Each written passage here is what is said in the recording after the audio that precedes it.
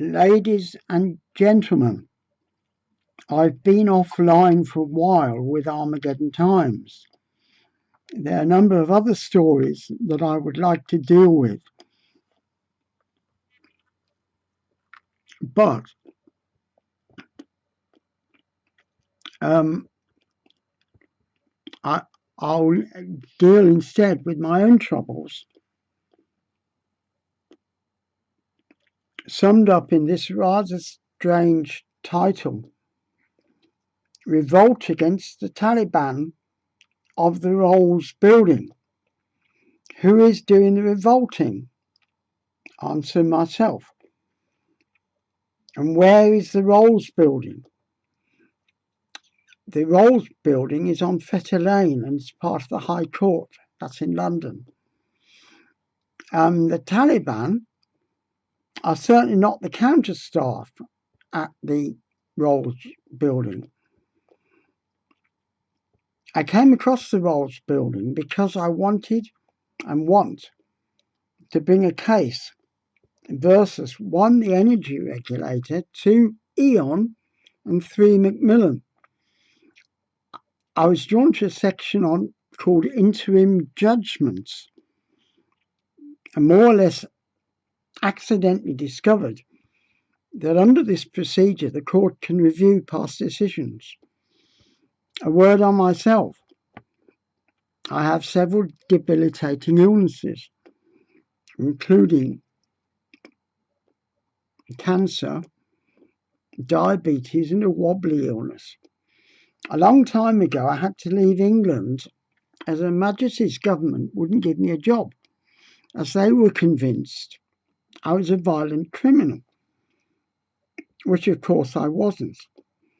Their false record about me was entirely made up. I then went to Zimbabwe for a while to get out of the way of the British, while I prepared a libel case against the Metropolitan Police Commissioner who had concocted the false reports. After that, I went to the Kingdom of Saudi Arabia. I bought a house in France, but my wife was taken ill. And as Le Pen controlled the local prefecture, she was denied health cover by the French. So my children were taken out of school in France. I gave up my Middle East job and we came back to London. After a lot of suffering, we finally got a council house and I became a bus driver. When I retired with other bus drivers, we formed our own union. You can see my email address if you want to join on the written script.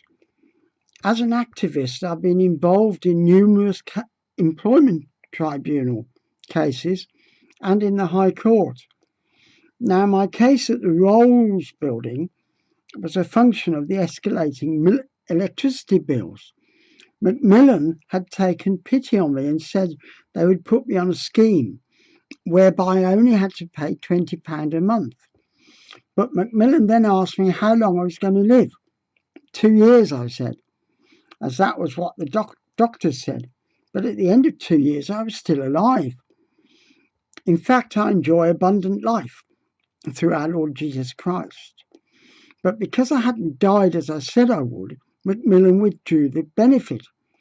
So the bills went back to their original preposterous figures before the scheme. Then the firm Empower got taken over by another firm, E.ON. Now, once E.ON took things over, I thought everything was sorted. As E.ON said, they would look at cases of disability and so on. But I soon found they weren't. It was not a new contract, but the same contract, with different headed notepaper.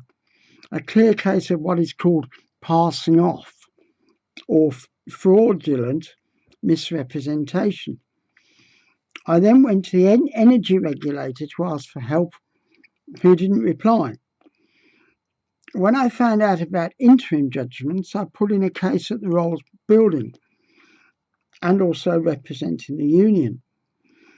I admit Macmillan were pretty decent in helping us out, but it was a bit like a lifeboat picking you up in a sea of sharks, but then chucking you in back again into the sea 2 miles along the shore. At the Rolls building, I was able to institute proceedings with the case due on July the 19th. When I got to the court, though, no one turned up. The other side didn't turn up. So I went back to the court and I applied for what we call a default judgment. As soon as the application was issued with the court seal, suddenly out of the blue, a master sent me a ruling disqualifying me from applying for a default judgment without giving a reason. This was a terrible shock. As a union man, always employment judges give reasons for their decisions, but not at the Rolls building. These are the Taliban, ladies and gentlemen, an ignorant judiciary unlearned in humanitarian law. I asked David Lammy, my MP, to bring a motion in Parliament to reduce the salary of the Lord Chancellor, as he is responsible for this shambles, by appointing anti-libertarian judges. Though the case was very exhausting for me, I'm not prepared to let it drop. I'm shocked that the UK judiciary should seek to shut me out and appear uninterested in listening to rational arguments. I'm now working out an application for summary judgment.